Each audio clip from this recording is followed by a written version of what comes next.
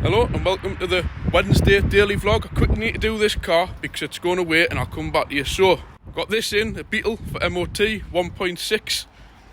Really all it's needed was rear tyres on it. Nothing really interesting to speak of this car, and it's due a set of new pads. Fine for the MOT, but it'll be coming in a few weeks' time. A few things I'll say about these. Changing bulbs, absolute nightmare. Fuel filler cap on them, they can be problematic. And just in general, working on them is just an absolute pain. The pollen filter is buried in the dashboard over there. But this car's going now, so all I'm going to do is a quick walk around of it. Just wanted to show a job I did on it last week. And I'll show you when I get the bonnet open with one hand, which is easier said than done. Battery on these, absolute nightmare, because it goes right under there. You've got all the power steering system on it. Airboxes are a nightmare, but as you can imagine, to change that headlight you need to get into there to pull tabs to slide them out. 1.6 engine in these, not very good. Full inlet manifold off to change the spark plugs on them, and they're not platinums, so effectively they need done every 10-15,000 mile. Use loads of fuel, loads of oil, no power, and quite high tax, I believe. So if you do get one of these Beetles, yeah, they're better off with the 1800 turbo 20 valve or the good old reliable 1.9 PD. Don't think they ever did the 130s in these. It was always just the 1.5s, but still, nevertheless, they're not a bad car. But there we go. It's just a quick once with this one. Away for MOT it goes, but just be careful when you're buying these. They can be very problematic, especially if you're buying a cheap one, and avoid the 1.6 petrols unless you really aren't interested in driving experience, because there isn't much really there on them. As simple as that. It's been reliable enough for this last, but they're not the best, definitely. And the amount of money you pay, I think the diesel tax is only £150 for the year. I bet you this will be looking at the high end of nearly 300 quid, because they do pollute quite a lot. So sorry, that car now is currently being driven away. As I was mentioning, it's away my dad's going to do the MOT on it, so I had to just quickly rush through that one so he could get away. Otherwise, I wouldn't be able to show the car, and I wouldn't be able to get this content out in the afternoon, which I try to do. So that's that one in. That's been done this morning. Not a great deal in today. Again, because of a few cancellations we've had, but it's a good idea, because we're getting a car, I think, sometime this afternoon or tomorrow, which we're considering buying, because a few of our customers after cheap runabouts. I'll leave that as a surprise. It's not very interesting, but I'll introduce that if it comes. And I've just had a tip off one of my friends about a very interesting car. The only clue I'll give you is I have featured I have featured a car the same as it on one of my previous videos.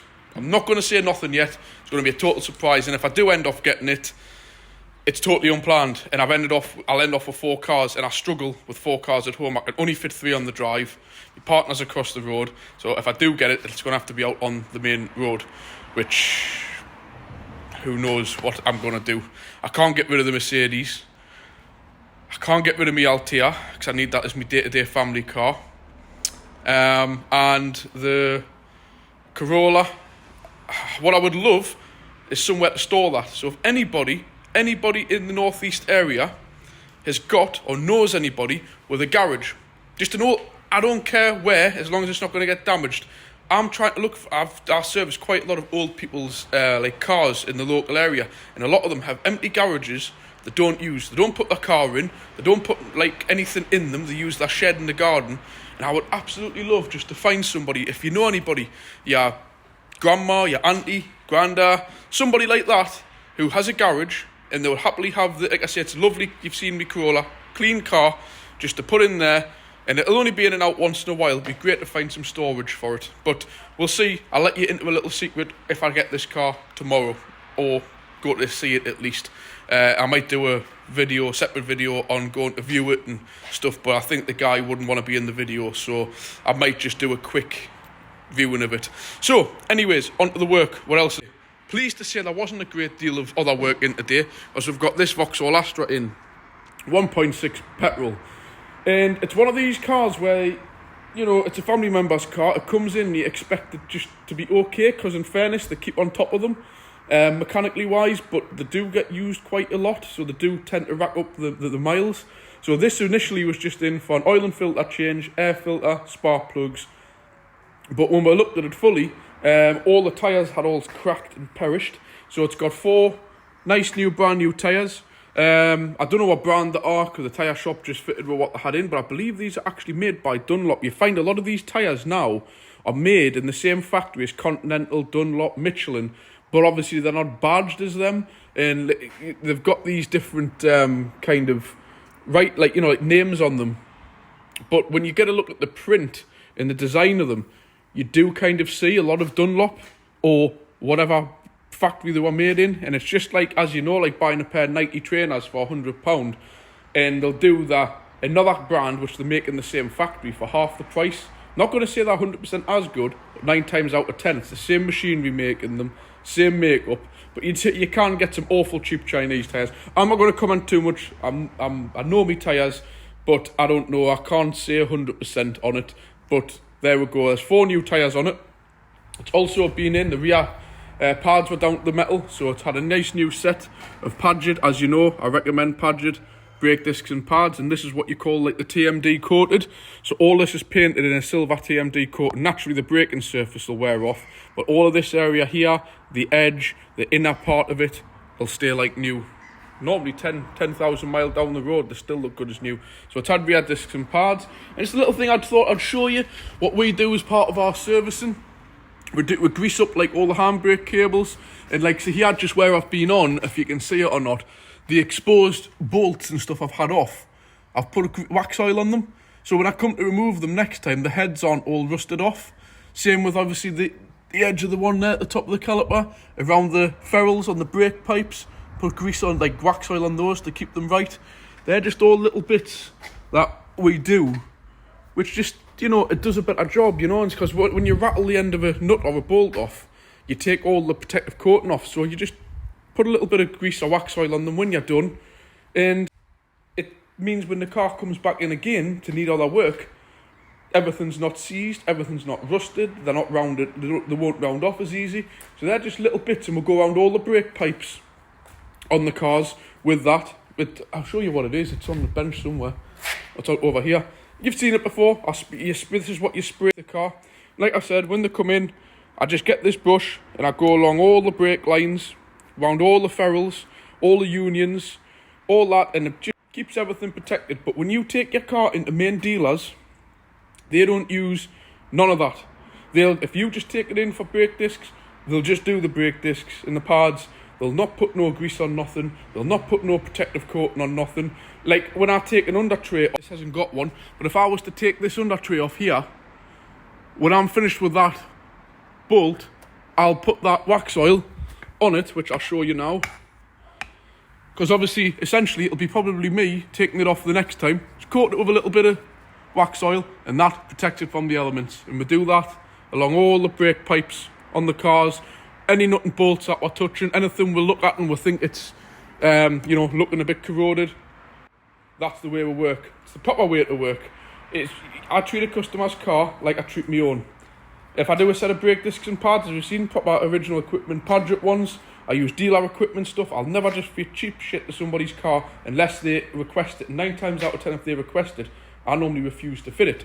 The only other thing this is in for, as well, apart from the brakes and the tyres, MOT, and the service, is the coolant bottle on it. Common fault with these, the crack and the leak a bit. So again, I do my research here. I'll just turn the camera around. Got one in with the sensor, and I've got the cap there, but I may just use the original one. And like I said, this just comes from my parts company. It's not in any fancy box, just in some cellophane.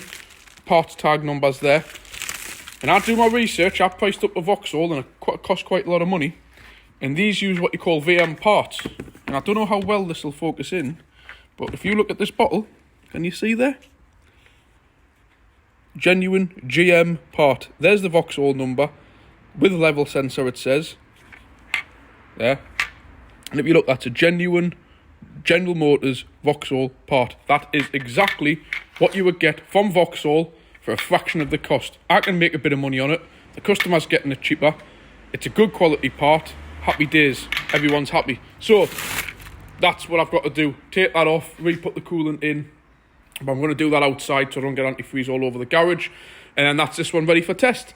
Like I've mentioned, I think the car coming in to check later on this afternoon to do a once over. So I'll leave that there. That's what I've done. That's what work I've got. Not much really else to say other than I may, through a tip-off, be getting a quite special car. It's a normal everyday car, but it really does. One of the best looking cars out there. What money it costs, that is. I'm not saying no more because I'll give it away, and I'll need to speak to the guy who's involved. I still need to view it. He says he's busy today, so I don't want to come across too keen. So I'm going to price up some parts because it has failed its MOT. So that's that. Yeah, I'll come back to you obviously tomorrow. I've got a whole load of parts. Don't know if you can see them on the roof of my old Astra. I've got a Corsa in for a lot of suspension work, which I'll obviously show you tomorrow. The little Toyota Aygo, we're still waiting for a lock and barrel for that. We're having serious problems with that. So is everybody enjoying this anyways? Do you like it? This is 11 minutes. I'm going to try and cut it off very soon, keep them short. If you enjoy this everyday kind of stuff, let us know. As I've mentioned, I haven't got anything planned tonight, nothing really to speak about. I'm simply, when I'm finished, I'm going home. I'm going to get a bath, to get sorted, get me tea and try and get an early night. There's not really much. See my little girl, walk the dogs home. As you know, I walk the dogs in the morning and I walk them home at night. And that'll be that. Two little troublemakers. There we go. So yeah, that's me daily thing. I've got my daughter, she normally visits on a Wednesday, so my mum will probably be coming up shortly with her. So yeah, let us know, how's your day been? A lot of you comment on my channel, on these, I thank you very much. Just how's your day going? Where do you work? What do you do? Is your working day any more hectic than mine? I must admit, today it's been quite nice. It's just nice, steady work, getting on with it. So yeah, I'll catch you on tomorrow's video, and let us know. Just had Glenton's Bakery in there. If anybody's from the northeast, you'll know they were cracking sandwich or sausage roll from them. He was just saying, does you want to start calling by? May as well support our local business, definitely. So anyways, I'll leave it there. Let us know what you think. Keep commenting if you enjoy it. If there's anything more you want to see, I will. Unfortunately, I can't do much along the lines of showing you doing the work, because then the videos roll into half an hour, 45 minutes. But if you're happy seeing this, great. I thank everybody for liking it. Remember, if you're watching this and you're not subscribed, hit the button up there, hit the like button, hit the subscribe button. If you think I'm worthy of a like or worthy of a comment, just remember, it's all down to how many views I get, how many likes I get, and it all helps my channel grow. The more it grows, you never know, people might start contacting us to do sponsorships and things like that. But I will say to all you viewers out there, I will only support advertising stuff, not advertising, promoting stuff that I agree with. If I have a company wanting us to promote gambling, I don't agree with gambling. I won't promote anything like that. I won't agree with any kind of parts companies that I say I don't use. Like if it's OE equipment, I'll use it. If it isn't, I won't. So don't worry, I'm not going to start if my channel takes off, which I hope it's not doing too bad to say I've only been doing it a year to more or less this month. Don't worry, I'm not going to bombard it. I have had YouTube contact us about having the advertisements on, so I'm in the role of trying to get paid, because I'm really annoyed because people have been I've been noticing adverts have been coming onto my channel for a long time now, and I ain't had a penny.